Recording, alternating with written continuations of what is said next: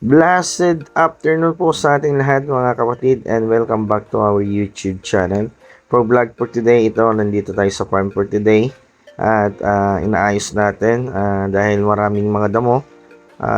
Nag-alis tayo ng mga damo kaya ito na yung itsura ng ating farm. At praise the Lord dahil hindi pa rin naubusan ng bunga itong ating mga talong.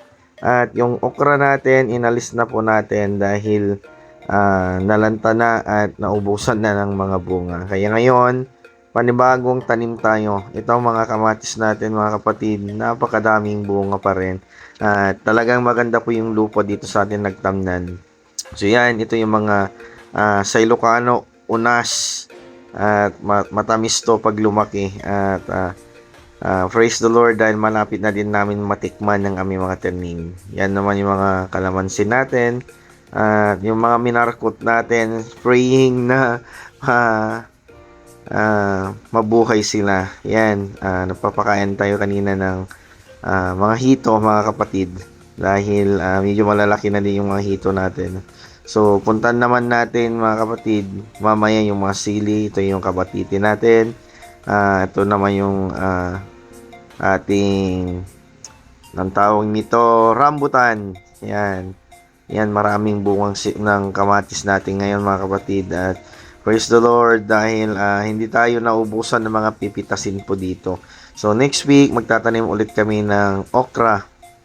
At medyo malalaki na din po tong alaga natin ng mga sili dahil namumulaklak nila, namumunga na.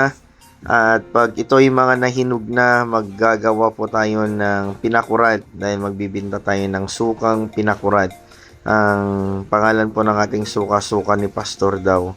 Yan, ang daming mga bunga yung sili natin na palabas. Ang ginawa pala natin dito, inalis natin yung mga talbos niya sa taas kaya maganda yung mga sanga niya, maraming lumabas na mga sanga at sigurado tayo maraming ibubunga to. Like sample niyan mga kapatid, napakadaming bunga naglalabasan na at napansin po namin hindi na kami gumamit ng mga fertilizer dahil po ang ginagamit namin fertilizer ay yung tubig po galing po sa pan namin, sa fish pan. At napakaganda po palang gamitin yung na pandilig. Ang ganda po ng mga tanim namin, like example ng mga sili na to. At either yung mga okra namin, mga talong namin, ang ganda po ng nilalabas niya ng mga bunga at bunga niya at maganda yung paglaki po nila pag galing po pala sa fish pan. So hanggang dito na lang po mga kapatid ang ating vlog. Don't forget to subscribe my YouTube channel and pindutin mo yung notification bell para updated ka mga kapatid sa ating mga upload. So God bless and praying to the Lord, God bless us all. To God be the glory.